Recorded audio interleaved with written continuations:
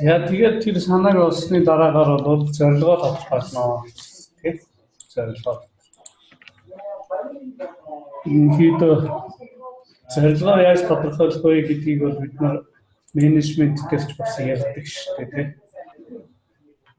Хүний ухамсарт үйл ажиллагаа болон зорилготой байдаг, тийм ээ. Ухамсарт үйл ажиллагаа болон зорилготой байдаг. Тэгээд нэг зорилгыг хэрэгжүүлэхийн тулд хэд хэдэн зорилт болоо зарлж болно гэж хэлж байгаа. Хүн үйл ажиллагааны зорилго юунд үндэслэх ёстой гэж яриад байлаа. Зорилго бол юунд үндэслэх ёстой вэ?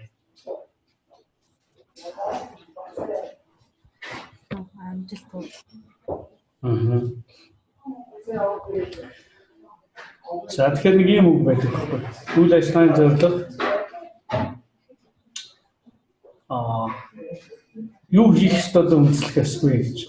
Юу хийх ёстой үндэслэх ёсгүй. Ямар үр дүн гаргах вэ гэдэгт тулгуурлах ёстой гэж хэлж байна.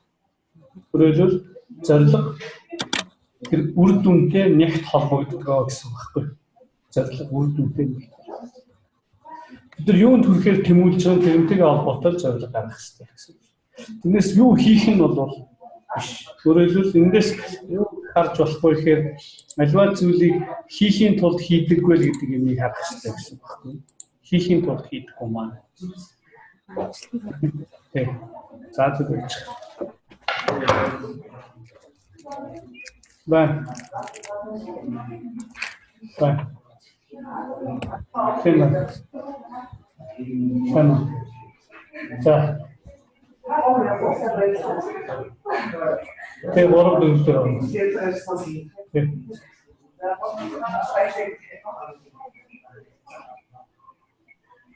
Yes. You.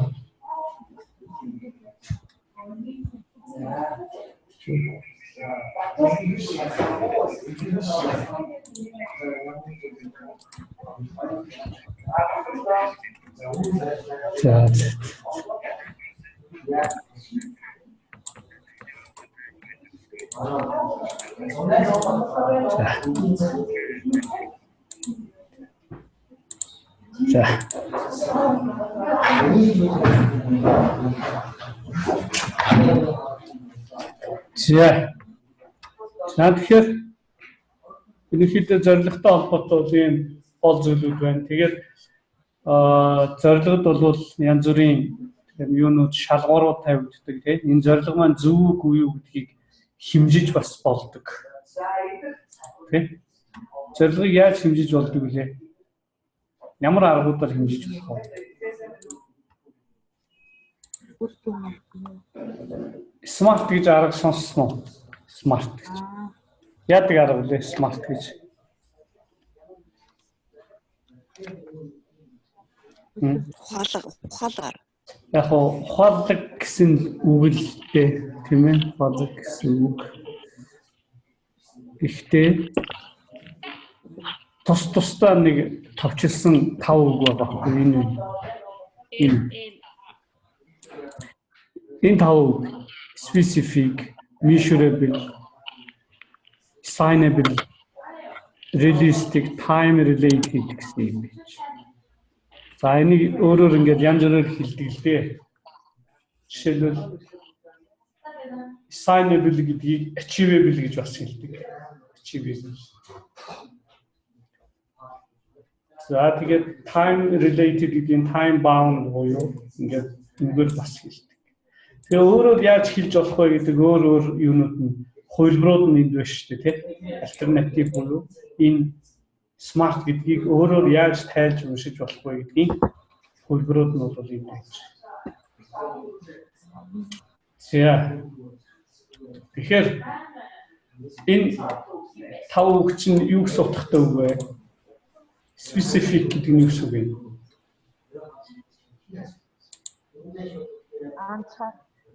Тусгайлсан гэсэн үг шүү дээ, тийм. Тусгайлсан. Тэгээд тайлбар нь бол энд байж ш. Өөрөөр ямар нэгэн тийм зүйлийг бид нар сайжруулах, өсгөх ийм шаардлагатай болж байгаа. Яг тэр нь тохирсон ийм тусгайлсан онцлогтой байх хэрэгтэй гэсэн. Ерөнхий биш, тусгайлсан байх хэрэгтэй. За дараагийнх нь measurable гэж үг. Measure гэж үгнээс гаралтай. Measurable гэж. Measurable гэж юу гэсэн үг вэ?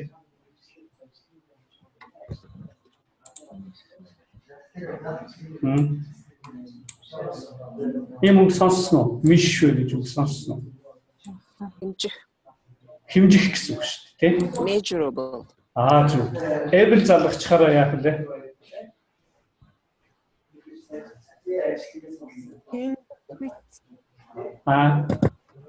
Able чи юу юм? Зөв шүү дээ. Хэмжигдэхүйц байх хэрэгтэй гэсэн үг байна. Аливаа зорилго бол хэмжигдэхүйц байх хэрэгтэй. Тоо чанарын хувьд тийм ямар нэгэн ийм одоо үйл дэвшил юм хүм гарч байгаа мүү гүү мүү гэдгийг бид хэмжих юм зүйлтэй байх хэрэгтэй гэж. Тэгэхээр зорилго бол тусгайлсан байх хэрэгтэй. Дараагийнх нь хэмжигдэхүйц байх хэрэгтэй. Хэмжигдэхүйц. За, achievable гэж юу гэсэн үг? Achievable.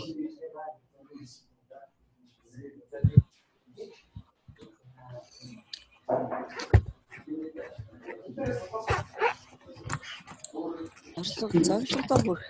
Achievable гэдэг нь үндсэндээ achieve гэдэг чинь гүйцэтгэх, биелүүлэх, хүрэх гэсэн үг шүү дээ. Дахиад нөгөө able залгацсан биш. Able залгаж. Тэгэхээр чи юу гэсэн үг?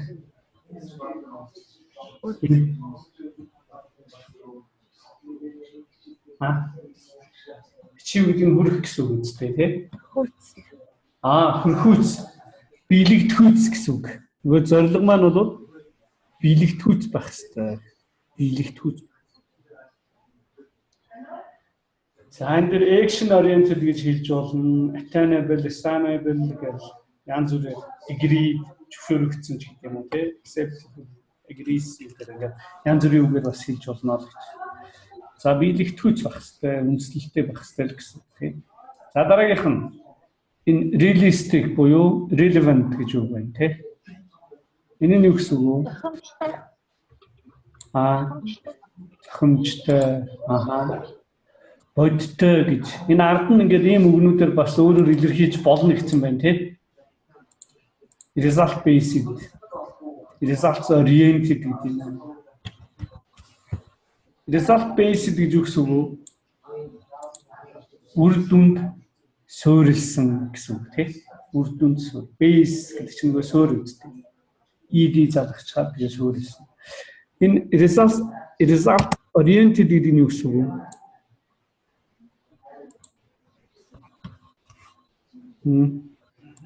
Үр дүнгууд нь чиглэсэн гэсэн үг тийм. Энэ oriented чиглэсэн гэсэн.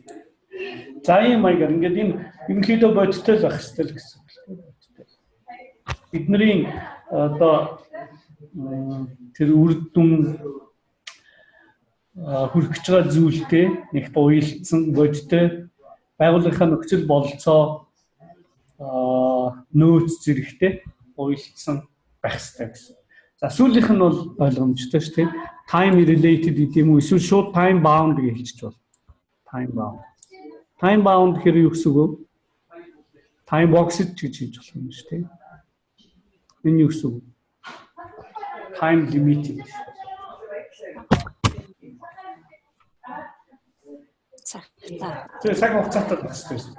Ямар нэгэн зорилго тавьчаад тэгээд тэр нь цаг хугацаагүй хязгаар биелэхэд тодорхойгүй утгагүй үзлээ тийм.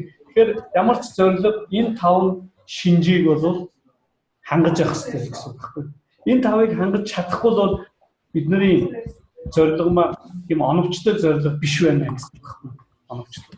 Тэгэхээр энэ смартыг бол критерий гэж хэлдэг байхгүй. Критерий гэдэг нь монгол руу орчуулбал юу болох вэ? Монгол руу орчуулбал критерий. Оросоор бол критерий. Манайхан монгол дээр юу гэж хэлэх вэ? За жишээлбэл энэ төслийн менежментэд ашиглагддаг критерий гэж тийм. Project management бидний үзээд байгаа чинь үстэй тийм. Төслийн менежмент критерий. Критерий гэдэг нь шалгуур гэсэн үг тийм. Шалгуур. Тэгэхээр зорилгыг энэ 5 шалгуураар үзэх нь шүү дээ. Энэ 5-ыг хангаж чадчихна. Хангаж чадсан байвал энэ болж байна тийм сайн зорилго байна. За энэ таваас өөр нэмэгдэж болно гэнэ үү? Энэ additional гэж юм яригдаад шүү дээ. Нэмэгдэж болохоор байна. Болно. Зарим судлаачид бол нэмэлт юу ашигладаг гэж тийм жишээлбэл smart-ийг ER гэж хан залгацж болдог. Smart evaluated and reviewed. За review гэж үгийг бид нар өмнө харж байсан. Review. Evaluate гэж үнэлэх гэсэн үг үстэй тийм. Үнэлэх эргэж. Review гэдэг нь юу гэсэн үг вэ? Эргэж харах. Эргэж харах, дүгнэх гэсэн. Эсвэл smart TA залгаж болох юм байна. Trackable and agreed. Trackable гэдэг нь юу гэсэн үг вэ?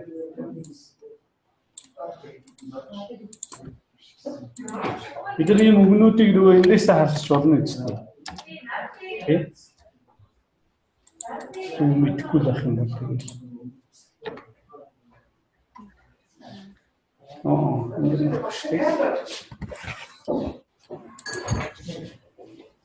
Track гэдэг чинь юу гэсэн үг вэ? Бүрдэх гэсэн. Тэгэхээр тийм бүрдэл хэсгүүдийг задлах болно гэсэн юм байна. Игрээд гэдгийг нь бол мэдчих байгаа шүү дээ. Игрээд. Юу гэсэн үг вэ? Зөвшөөр гэсэн үг тийм. За энэ маягаар ингээд энэ смартыг ингээд үг болгон дээр нь хойно өөр олон шалгууруудаар өөр юу байж болох вэ гэдгээр нь задлаад байна. Тийм. За энийг та өөрсдөө уншаад үзээрэй.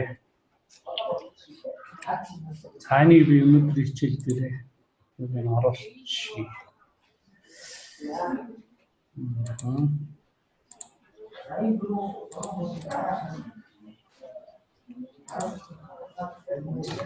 Нэг тань үзээрэй. За төслийн менежментийн бас юу байна тийм энэ линкийг мөн оруулчих.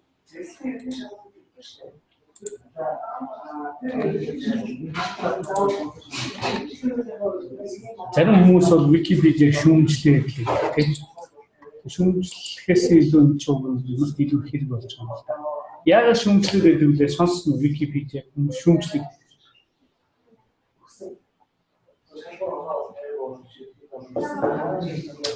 Энд засаж болдог. Тийш. Энэ чинь дурын хүн засаж болдог тийм. Шууд edit хийгээ ингэ явчих болдог. Гэхдээ зассан дээр дандаа юм юу хийдэг байхгүй.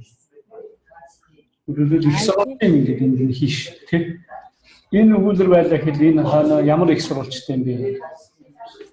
Ишлэл зүйлт гэж ярьдаг үстэй тийм. Ишлэл зүйлт. Энэнтэйгээ нэг холбогдоод явчихаар зөвхөн тэр батаад байгаа юм биш. Ямар их үсрээс хар зассан бэ гэдгийг харагдмаа л гэсэн. Тэр утгаараа бол их зүгээр л. Хүмүүс бол шүүмжлэхэд бодоод байх шиг. Шүүмжлэхээс илүү ашигласан нэр нь хэлтэй. Yeah.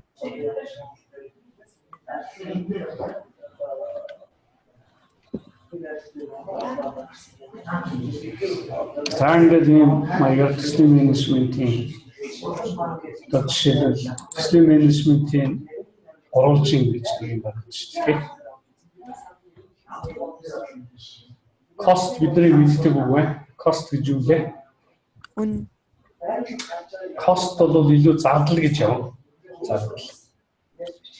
За энэ үгийг хоёр янзаар уншдаг гэдсэн тийм. Хүмүүс юу гэж уншдаг вэ?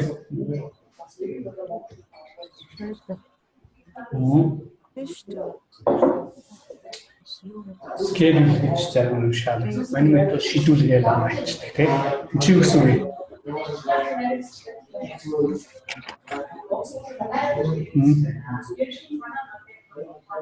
Хөөөр үстэй нөгөө нэг төслийнхаа үйл ажиллагаануудыг яаж зохицуулах вэ? Зохицуулах чинь scope гэж юу вэ? Төслийн үйл ажиллагааны маань цав хүрээ цав. Ингээд энэ гурав уялдчиж дундаас нь юу гарч ирж байна? Дундаас нь quality гэж юм байна. Quality чи юу вэ?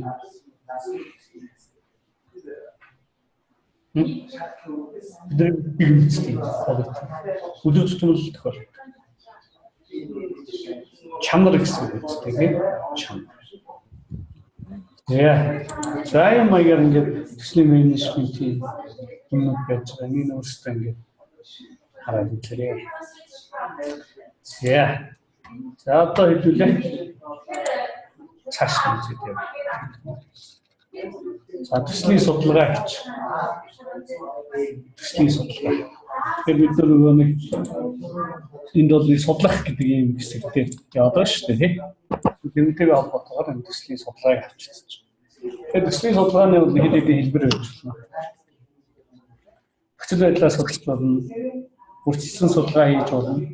Үндсэн судалгаа хийж болно. Хэсэгчилсэн судалгаа хийж болно. За ийм судалгаа хийж байна. За нөхцөл байдлын судалгаа гэж юу байна вэ? За энэ бол бидний мэддэг юм байна. Менежмент дээр бол бас үзчихлээсэн. Нөхцөл байдлаа судлах гэдэг чинь юугээ судлах гэсэн үг?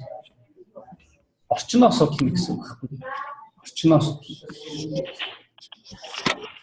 Тэгэхээр бид нар орчин гэдгээ ойлгодог шүү дээ. Тэгээ юу гэж ойлгодог вэ? Ямар юмыг орчин гэж хэлэх вэ? Бодис байдал. Нийгмийн орчин. Эдийн засгийн орчин. Зөвхөн байгаа газрын хүрээлэн буй орчныг орчин гэхгүй байгаа. Өөр жишээ манай байгууллагын орчин гэхээр юу гэж ойлгох вэ? Манай байгууллагын орчин. Хамт олон. За хамт олон маань орно тий? Хамт олон маань орно. Шүү юу?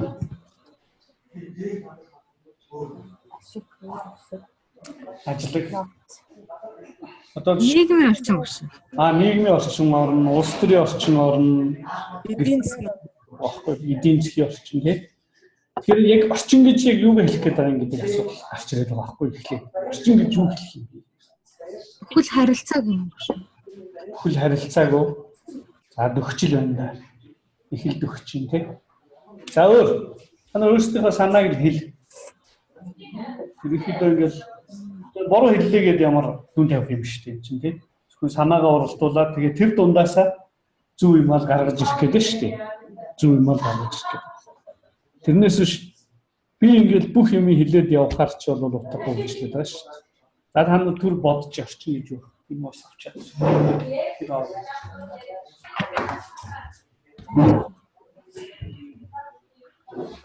Уус чинтэй авъя.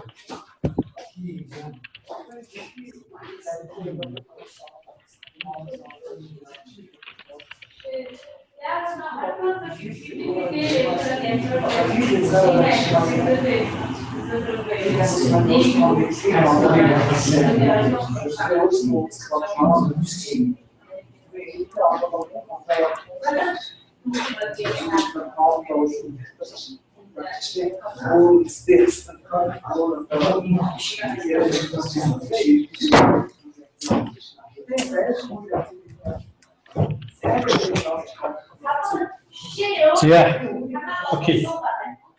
Орчин гэж юу хэлж болох вэ? Та нарын бодлоор. Амьд харилцаа. Амьд харилцааг орчин.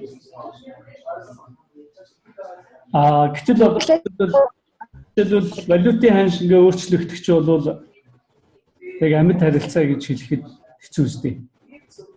Тийм үү? Валютын ханшны өөрчлөлт бол эдийн засгийн орчин дотор байдаг юм зүйл шүү дээ, тийм бид нарт нөлөөлдөг ийм хүчин зүйл байхгүй. Тэгэхээр амьд харилцаа гэхээр арай л бас дутуу болж юм л да, тийм нэг талаар өрөөсгөл болж. Өөр юу байж болох вэ? Орчин гэж юу юм бэ? Нөхцөл байдлын судалгаа хийх гэдэг нь орчны нөлөөллөөр судална гэдэг байна. бодит байдал. Бодит байдлыг үү? Орчин судлахад одоо байгаа бодит байдал судлахын зэрэгцээгээр 2-3 жилийн дараа инфляц ямар болох вэ гэд ирээдүйг бас төсөөлөх. Өөрөөр хэлбэл бодиттой биш юм их ч бас төсөөлж байгаа байхгүй. Тэ? Орчны өөрчлөлт юм аа. За, бодит байл. Шүү. Өөр орчин гэж юу хэлэх вэ? Амьдрал бол чөө.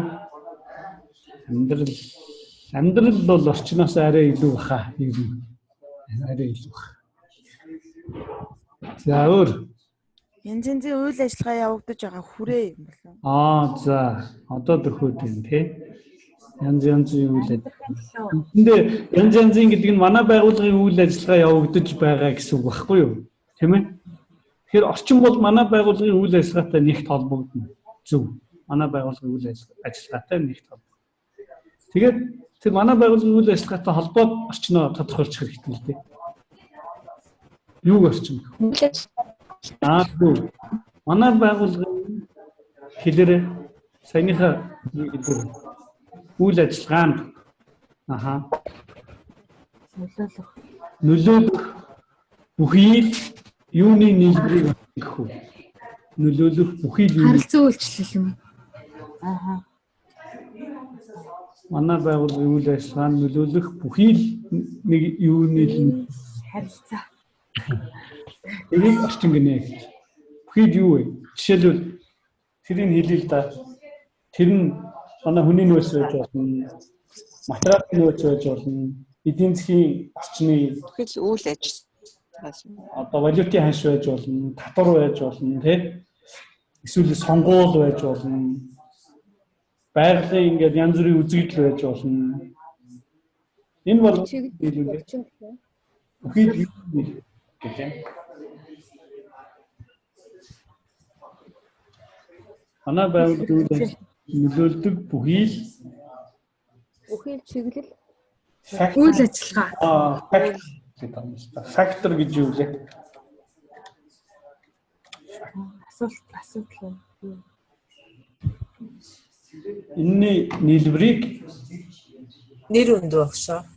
үгүй нэр өндөр биш.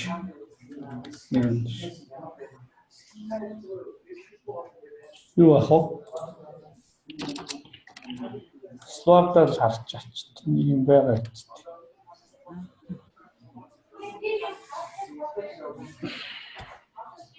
Юу юм шүү. Хүчин зүйл. Бүхий л хүчин зүйлсийн нийлбэрийг орчин гинэ гэдэг багхгүй юу? Ойлгосноо. Фактор гэж. Олон тоондор хэлэх юм шүү дээ. Тэгэхээр манай төсөлтөй холбоотой бүхий л хүчин зүйлсийн нийлбэрийг бид нар орчин гэж хэлнэ. Байгууллага дээр байгууллагын үйл ажиллагаанд нөлөөлөх бүхий л хүчин зүйлсийн нийлбэрийг орчин гэж. Бүхий л хүчин зүйлс гэдэг тийм одоо инфляц, валютын ханш, татварын хувь хэмжээ дандаа хүчин зүйл байхгүй. За тэгээд энэ дээр энэ орчноо дотор нь бид нар хоёр хуваадаг тийм гадаад дотоод гэдэг. Тэгэхээр ямарын гадаад гэдэг ямарын дотоод гэдэг хуваах юм бол орчноо юу гэж бодож байна? Өөрийн байгууллага дотоод гэдэг. Өрсөлдөгчөө гадаад. Зүйлдөө. Гэтэ ганцхан өрсөлдөгч гадаадд орохгүй л дээ. Гадаадд өөрийнхөө дотоодоос бус зүйлээ гадаад. Дотоодоос бусад зүйлээ гадаад. За, гаднаас бусад зүйлээ дотоод гэх үү тийм. Гадаад нь асахаар багшаа бид нэр өөртөө нөлөөлж чадахгүй тэр зүйлсийг гадаад өөрчилж чадахгүй. Бид нар хянаж чадахгүй. Тэр хүчин зүйлсийн нийлбэр бол гадаад орчин байхгүй. Бид нар өөрчилж чадахгүй. Бид нар хянаж чадахгүй хүчин зүйлсийн нийлбэрийг гадаад орчин гэж. Гадаад. Тэгвэл бид нар хянаж чаддаг бол юу гэж хэлэх вэ? Бид нар хянаж дотоод орчин. Тэ? Бид нар хянаж чаддаг бол дотоод орчин. За.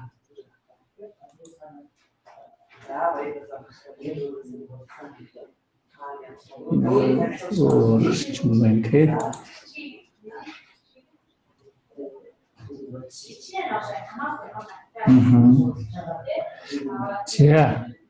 За тэгэхээр бид нар энэ нөхцөл байдлын судалгаа хийн гэхээр яг үхээр төсөлтэй холбоотой гадаад орчны нөлөөллийг судалж үзнэ гэсэн үг. Тэгэхээр үндсэндээ төслөөр хийх өөрчлөлтийн гадаад орчинд хэрхэн зохицох вэ? Тэгээд энэ гадаад орчны өөрчлөлтүүд манай төслийн үйл ажиллагаанд яаж нөлөөлөх вэ гэдгийг судалж үзнэ. За.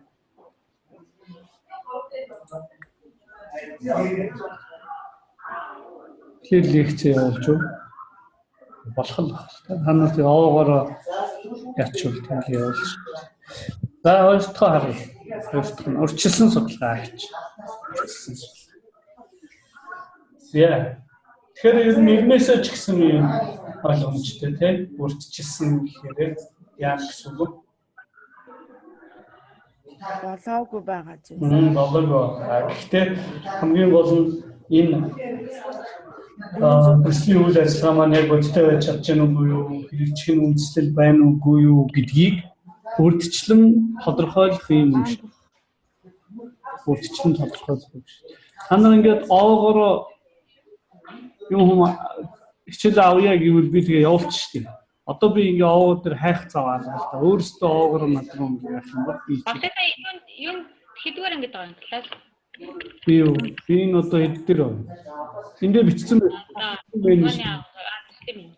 Ингээ тийм. Бидний хичээл нэрч угаасаа төслийн менежмент шүү дээ. Та нар тэгээд яагаад энэ юу н харагдахгүй байгаа юм бол юу вэ? Линк нь харагдахгүй байгаа юм бол хамгийн гайхалтай. Эрчим багшаа харагдаж байгаа юм. Гэхдээ нөгөө копи хийж болохгүй. Тийм үү? Тийм. Болохгүй байсан шүү. Ясаач. Яа. Би өчир байна гэх. Статусын копи хийж алдсан юм шиг. Тэгэхээр одоо юугийн копи хийж болтгий? Юунд компьютер дээр үгүй зүүм шуурцсан байгаа шүү дээ. Тэгээд сүүлийнх нь кодын нэг шууд орчихсон шүү дээ. За.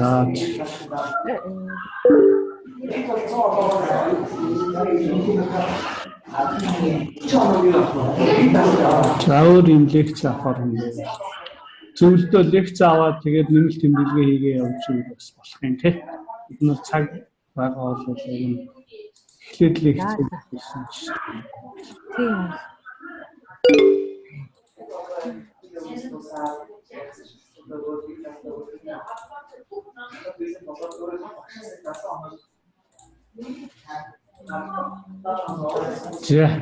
За тэгэхээр энэ урьдчилсан судалгаа бол үндсэндээ одоо төсөл болцоогоор хийж одоо олонд байна уу гэдгийг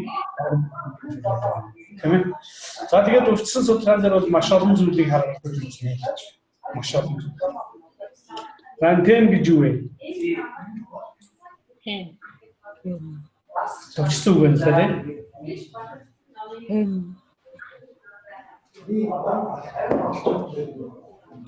Юу вэ гэж? Англи дээр бол ийм л үг л дээ. Raw materials гэсэн. Юу гэсэн юм? Монгол дээр.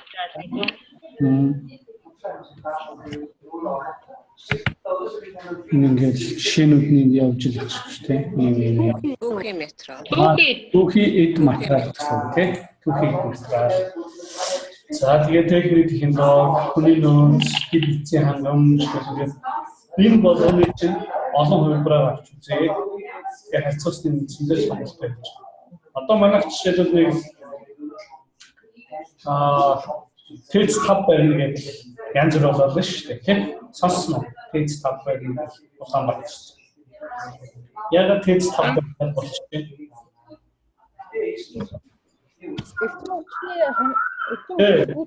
Одоо хэрэглэн маань энэ үйлдвэрлэлээс хүмүүст хэрэглээний үйлдвэрлэлээс барыг авах гэдэг байгаа байхгүй юу? Тэгээд одоо энэ жил баригдаж хэлээгүй байна. Дараа жил баригдаж эхэллээ гэхэд энэ чинь 2020 он гэж бараг дууссан шүү. Тэгэхээр тэр бол барилгын салбар зүгээр байгаад байхгүй шүү. Тэр юм нэмж бариад л. Тэгээд тэнд нөгөө нэг дулаан эрчим хүчээ яах вэ гэж асуудал. Тэрнээс сэргийлэхийн тулд ийм юу болчихж байгаа. Тэрс 5 барих гэсэн. Тэгээ хаана барихаар болсон гэлээ санаж байна уу? Байна уу?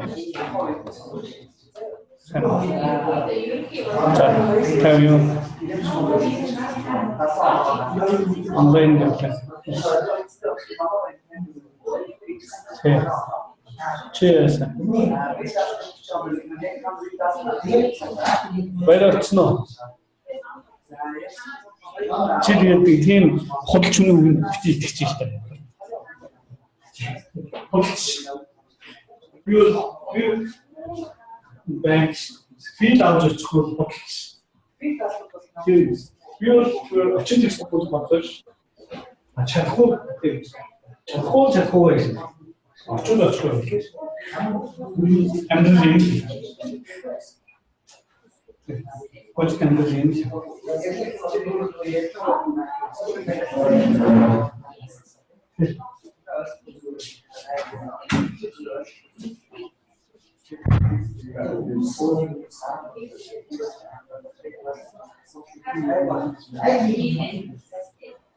Quanto não é que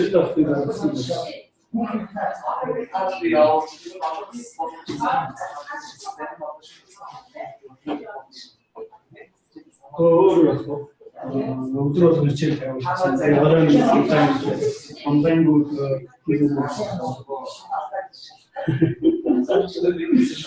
асар баярлалаа. Манай хүлэгч дотоод би хийгээд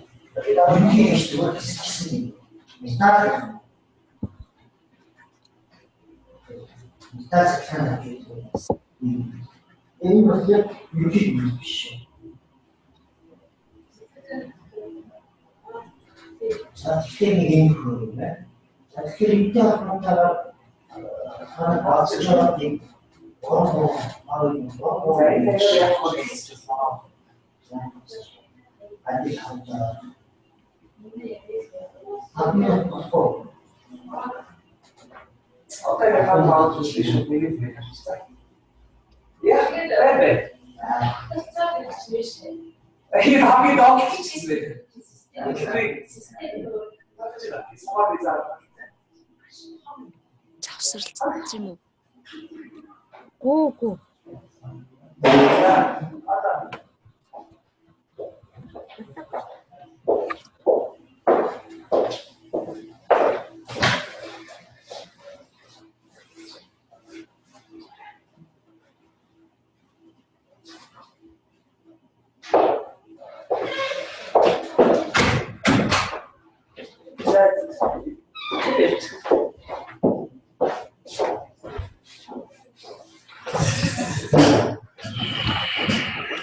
Yeah.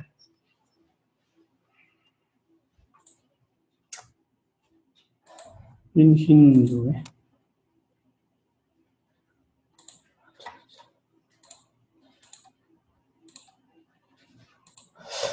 За окей. За тэгэхээр тэр 5 дугаар цахилгаан станцын энэ асуудлыг бол маш олон хөлбөрөөр авч үзсэн шүү дээ, тийм ээ. Хаана байгуулах вэ? Одоо тэгээд хамгийн сүүлд хаана байгуулахаар бас хэлээ. Ингээд юуг нь авч үзэж олон хөлбөрөөр авч үзэж хамгийн Уурхай мурхай энэ дэр. үгүй ээ. Улаанбаатарт байгуулахаар болсон шүү дээ. Уг нь бол тийм юу нэ Яармаг руу нэг барий гэсэн, Амгаланд нэг барий гэсэн, тэгэл ингээд янз бүрийн газрууд гаргаж ирсэн л дээ. Тэгж одоо энэ ургах нараа ороод тэгээд Баянзүрхийн давчаанаас зүүн тийшээ хонхроо орох замд. Тэрний урд талд байгуулахаар болсон. Хөлийн хөнгийн гэдэг газар.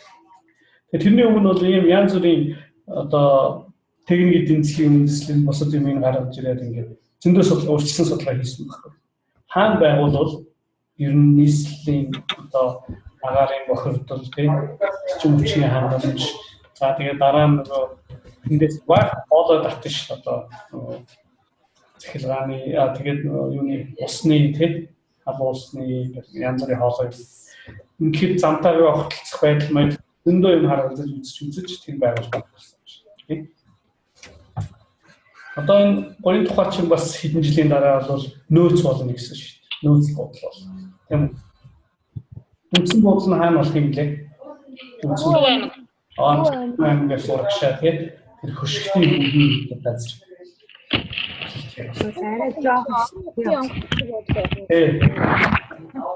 Тэр манайх ч бас хажуугийн сайт нэг жоохон гадаад юм шиг байна. Тийм гоё тухай. Тэгэхээр тэрийгээ солиод арай Японууд одоо төслийн хэмжээгээр барьж ирсэн тийм. Манайх бол бас нэлээд хэмжээний хөрөнгө оруулж байгаа. Бүх хөрөнгийн Японд гаргаж байхгүй. Эндээс сарсан юм. Тэр болохоор авахгүй гаргаж. Энд бол асар компьютер байгуулалт явуулж байна. За тэгэхээр энэ үндсэндээ төслийн одоо өмнө бол ийм янз бүрийн хөлбөрөд үзээд тэндээс аль нь ашигтай вэ гэдгийг гаргаж ирж байгаа энэ үе шатыг үржилсэн судалгаа ажилладаг байна. Үржилсэн байдлын судалгаа. Өөрөлд яг үржилсэн байдлаар энэ төсөл хэрэгжихэд амжилттай болох нөхцлөө тооцоолж байна гэсэн юм. Тэгээд энэ нэг үр ашигын тооцоо гэж нэг юм гаргана үстэй тий. Үр ашигын тооцоо. За энэ дээр нэг юм чухал ойлголт байдаг. Profit гэж үгийг та нар мэдэх бах. Энэ юу гэсэн үг вэ? Profit гэж.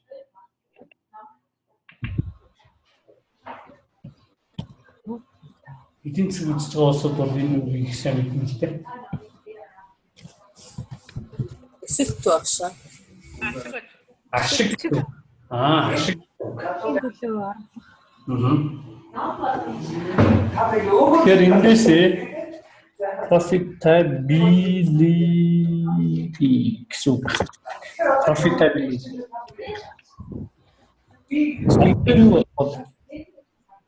Тэгэхээр ашигтай. Ашиг өгөх байдал. Ашигт ажиллагааны төвшин гэсэн үг. Ашигт ажиллагааны төвшин гэсэн. За энэ үгийг тэмдэглээд байгаа. Тэгэхээр энэ урьдчилсан судалгаан дээр бол энэ ашигт ажиллагааны төвшин гэдэг үгийг энэ ойлголтыг маш их харгалзан үзсэн гэж. Ашигт ажиллагааны төвшин. Ашигт ажиллагааны төвшин яаж гаргаж ирдэг юм бол ашигт ажиллагааны төвшин. Энэ сая яагаад?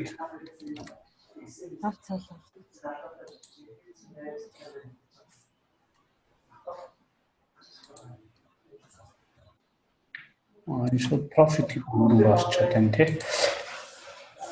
Profit гэдэг нь ашиг болоод тэгээд ашиг ажиллагааны төвшингээ яаж олох вэ? Юу гэж бодож байна? Ашиг ажиллагааны төвшинг яаж олох? Олж байгаа ашигаа нэг зүйлд хуваагаад л олчихно л доо. Олж байгаа ашигаа нэг зүйлд хуваач. Юунд хуваах вэ? Тийм. Ашигаа нэг зүйлд хуваагаад тэгэл. За. За бочлон энд хэлсэн байна тий. Тэгэхээр ингэж хоёр янзаар тодорхойлдог. Тэгэхээр энэ profit гэхээр жишээл эдийн засгийг нэгтлэн болох бүртгэлийн гэдэг ингээд хоёр янзаар гараад ирж байгаа байхгүй. Бид нар үндсэндээ энэ бүртгэлийн ашгийг яриад байгаа гэсэн үг тий. Эдийн засгийн ашиг бол цаанаа зөндөө юм байгаа. Эдийн засгийн ашиг.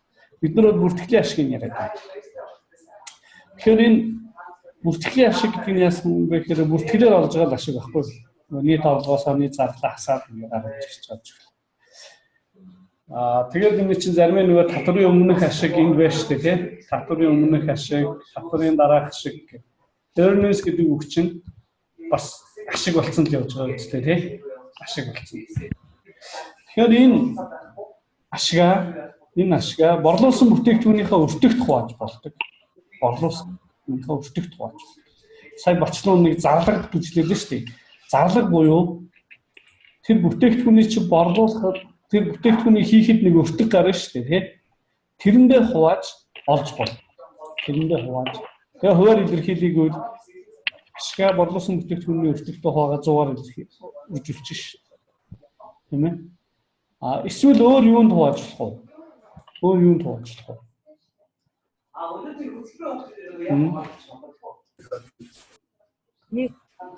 Нийт юунд авах вэ? Нийт ашигаа юунд авах гэж ашигаа.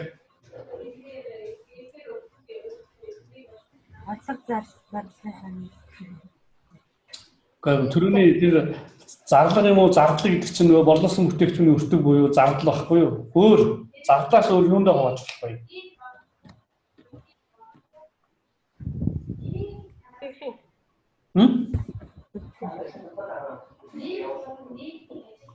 Юунд хувааж болох вэ? Нийт юунд авах вэ?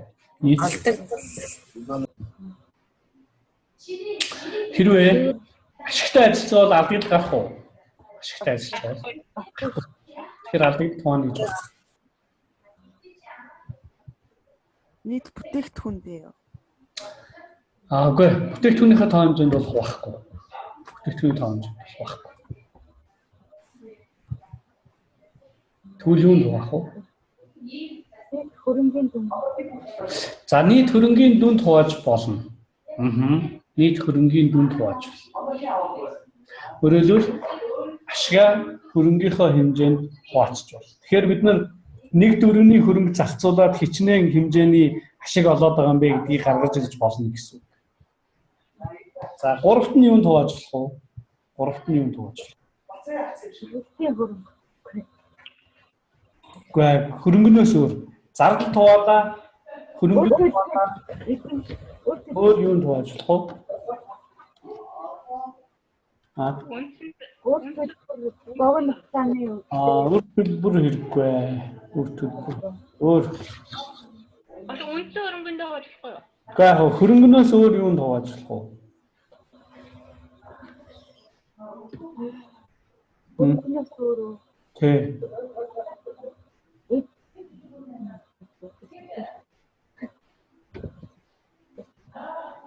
Хөрөнгөнөөс өөр юунд хувааж болох вэ?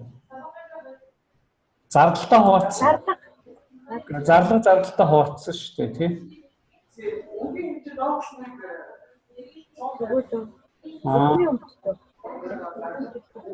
Төлмөр.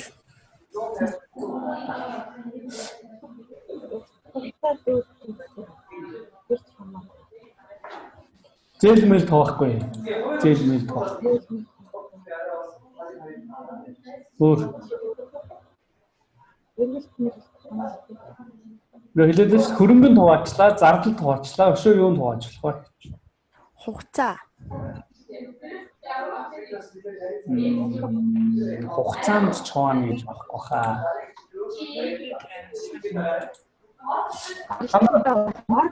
Орлого шүү дээ. Нийт орлоготой хуваах байхгүй.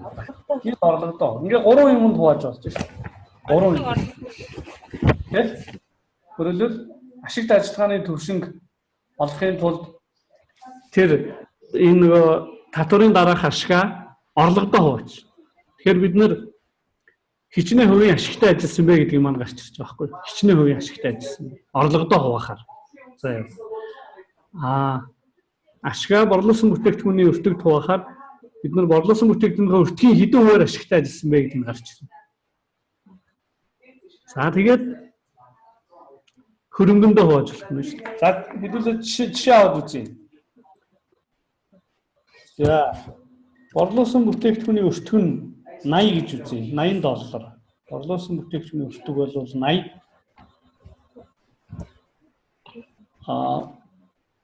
Бидний орлого маань орлого 100.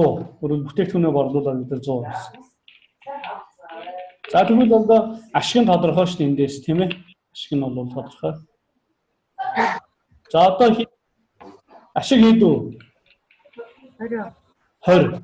Борлуулсан бүтээгдэхүүний өртөг буюу тэр бүтээгдэхүүнийг бид нар бий болгоход зарцуулсан зардал нь бол 80 байгаа байхгүй юу? Тэгэхээр энэ 20-ыг 100 хуваагаад юу гарч ирж байгаа нэхэрэ 0.2 гарч ирж байна. За энийгээ 100-аар үржүүлчих юм бол 20% гээ гараад ирнэ шүү дээ, тийм? 100-аар үржүүлэх юм бол 20%. Тэгэхээр бид нар бол ашигтай ажиллагааны түвшин 20%-тэй гэж бодож болно. Ашигтай ажиллагааны түвшин. За нэгдүгээрт нь, хоёрдугаарт нь орлогодоо хуваахаас гадна юунд хувааж болно гэлээ? Орлогодоо хуваахаас гадна юунд хувааж? 20-ыг 80-даа хувааж болно. Тэгвэл хэд гарах вэ? 0.25 гарна. Энэ ойролцоогоор явах 25%. Тэгэхээр бид нар борлуулсан бүтээгдэхүүний өртгийн 25%-аар ашигтай ажилласан гэсэн.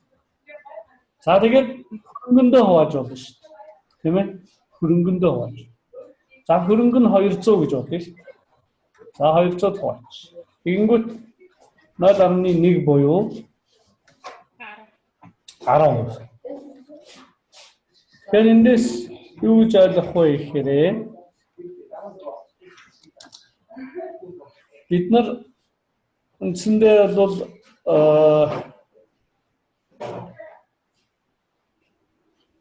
200-ийн хөрөнгө зарцуулаад 20-ийн ашиг олж ийнэ л гэсэн үг шүү дээ, тийм? 20-ийн ашиг олж ийнэ л гэсэн. Тэгэхээр энэ хөрөнгийнхаа ашигт ажиллагааг өшөөл дээшлүүлэх хэрэгтэй байна л гэсэн ийм санаа гарч ирдэг байхгүй. Тэгээд энэ цаашаа санхүү та нар гүйцэд үзээд байхаар энэ харьцаанууд яг хэд байвал сайн, хэд байвал энгийн байх уу гэдгийг зохистой харьцааг нь гаргаж ирдэг байхгүй. Зохистой харьцаа. Тэгэхээр дипломат бүртгэлээ сайн үзэж хэрэгтэй. Тэрний дараагаар энэ санхүүгийн харьцаануудаа үзэж эхэлдэг байхгүй. Тэгэхээр энэ урьдчилсан одоо судалгаан дээр энэ харьцаануудыг бүгдийг тодорхойлж гаргаж ирнэ гэсэн. За. Одоо 3 дахь руу оръё. Үндсэн судалгаа. Үндсэн судалгаа. За тэгэхээр энэ бол үндсэндээ төслийн судалгааны гол цөм үе шат байна тийм. Цөм үе шат. За. Тэгэхээр энэ дээр бол юу хийгдэх вэ гэдэг нь энэ дээр тодорхой шүү. Төслөө хэрэгжүүлэхдээ бид нар ямар нөөц ашиглах юм? Тэр нөөцүүдийг хаанаас яаж авах вэ? Энэ болгоныхоо бүгдийг тодорхойлох юм тийм. Тэгээд үйлдвэрлэлээ яаж явуулах юм? За үйлдвэрлэл явуулаад бүтээгдэхүүн гаргаад ирвэл тэрийгээ яах вэ? Яаж зар сурталчилгаа хийх үү? Бэлэгчтэй яаж түгээх үү гэдэг ийм маркетингийн хөтөлбөр боловсруул гаргаж ирэх юм байна. Ингээд энэ болгонд ямар зардлууд гарах вэ? Зардал болгоныг ингээд юу болгоноор нь тийм зардлын элемент болгоноор нь гаргаж ирнэ. Тэгээ хэдийн хэмжээний хөрөнгө оруулах хэрэгтэй тэрийгээ тооцно. Хөрөнгө оруулалт зардал хоёр ч өөр шүү дээ тийм. Зардал бол бидний үйл ажиллагаанд шаардлагадах мөнгөн зарцуулгыг зардал гэж хэлж байгаа. Бидний үйл ажиллагаанд зарцуулагдах мөнгөн зарцуулгыг бол зардал. Энэ зардлыг санхүүжүүлэх хөрөнгийн их үүсвэрийг бид нар хөрөнгө оруулалт гэж хэлээд байгаа байхгүй юу? Энэ зардлыг чи хаанаас санхүүжүүлэх юм бэ? Тийм ээ? Хөрөнгө оруулалтын их үүсвэр юу юм бэ? Тэгэхээр энэ зардал хөрөнгө оруулалт хоёр бол өөр ойлголт шүү. За тэгээ хэдийн хэмжээний ашиг олох юм? Тэрийг орлоготойгоо холбож тооцсон. За тэгээ өөр ашигыг тооцоо.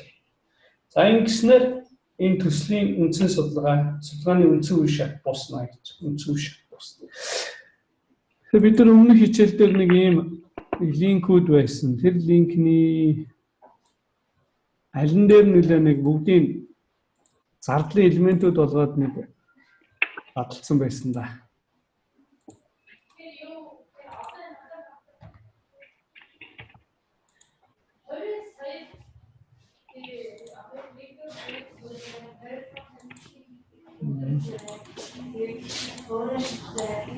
Энэ биш байна.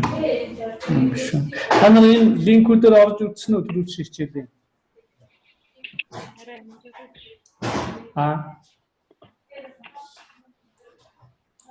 Нэг зардлаар нь задлсан, зардлын элемент болгоноор нь задлсан тийм нэг линк байсан шүү дээ, тий?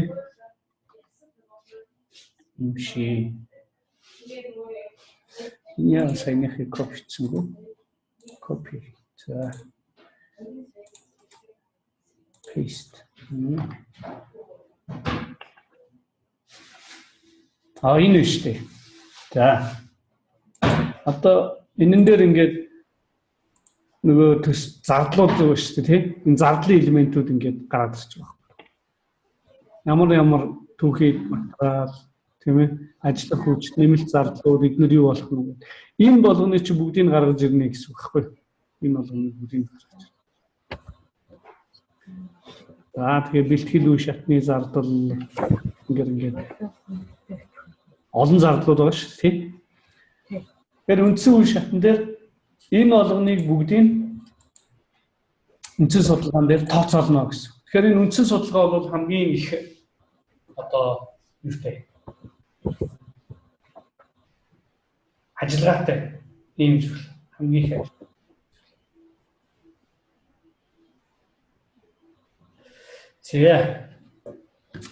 За тэгээд үндсэн судалгаан дээр хийгдэх юмнууд юм байна. Тэгээ үндсэн дээр бид нар саяны зүйлийг энэ бол үндсэн судалгааг задлсан байна л гэж ойлгож болно гэсэн. Үндсэн судалгааг задлсан байна л гэж. За ямар нөөц ашиглах уу, хизээ хаанаас олж авах уу, ямар үнээр авах уу, найдвартай үгүй юу гэх. За тэгээ удирдлага зохион байгуулалтын ямар авах уу, үйлдвэрлэлийн төлөвлөгөө, маркетингийн төлөвлөгөө, тэгээ зардлын тооцоо, хөрөнгө оруулалтын тооцоо, хөрөнгө оруулалтаа буцааж өгөх гэх. Хөрөнгө оруулалтын их үүсвэр ер нь юу байж болох вэ? Хөрөнгө оруулалтын их үүсвэр. Орлого маань орж ирээгүй байгаа л да. Орлого орж ирээгүй тохиолдолд хөрөнгө оруулалтын их үүсвэр бол юу байж болох вэ? Нөгөө компани маань мөнгө авахгүй бол яах вэ? Компанид маань мөнгө авахгүй бол хөрөнгө оруулалтын их үүсвэр нь банкны зээл байж болно. Банкны зээл. За хандив байж болно, энэ маш ховор. Хандив байж болно маш ховор. Өөр банкны зээлээс өөр юу ах юм?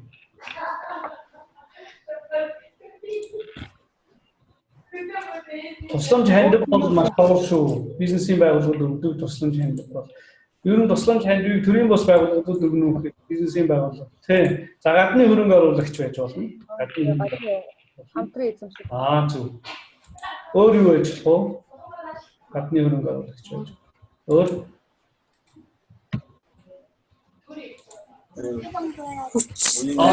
хувьцаа багхгүй. Хувьцаа гаргаад бид нар ийм төсөл хэрэгжүүлэх гэж байгаа гэдэг ингээ хувьцаа гаргachингууд тэр төсөлд маань үнэмшиж байгаа улсууд тэр хувьцааг худалдаж авна. Тэр мөнгөөр нь бид нар хөрөнгө оруулалт төлбөрийг хийнэ гэсэн үг байхгүй. Ойлгосон. Тэр мөнгөөр. За улс гэдэг нь нөгөө улсын төсвөөс хөрөнгө оруулж болно. Тэгэхээр хөрөнгө оруулалтын их үүсвэрүүд бол ийм тэр эднэрийг тооцоолно гэсэн. Тийм хөрөнгө оруулалтын тооцоо. Энийг буцаж эргээд яаж нөхөх үү? Одоо энд биш шүү дээ, тийм. Нийт зээл авлаа. Тэгвэл зээлээ буцаад яаж төлөх үү? Тийм хуваараа гаргаж ирнэ. Эний чинь банк төсөлд гаргаад бид нарт төлөх төлбөр юм гаргаад өгнө. Бид нар зардалтаар шингээх хэрэгтэй болж. За энэ болгоныг юун дээр хийх вэ гэхээр энэ үндсэн судалгаан дээр хийнэ. Тэгэхээр энэ үндсэн судалгааны явцад за дөрөвт хэсэг нь юм байна. Нөгөө хэсэгчилсэн судалгаа гэж нэг юм байна. Тэг хэсэгчилсэн судалгаа. Тэгэхээр үндсэн судалгааны явцад эргэлзээтэй асуудал гарч ирэх юм бол хэсэгчилсэн судалгаа явуулаад тэр асуудал дээр мэрэгжлийн шинжээч судлаачдыг оролцуулаад дүгнэлт хийх юм шаардлага гэж. Тэгэхээр энэ хэсэгчилсэн судалгаа бол байнга хийгддэг юм зүйл биш. Тодорхой одоо нөхцлүүдэд л хийгддэг гэсэн үг. Тодорхой шаардлагатай нөхцлүүдэд л хийгддэг гэсэн.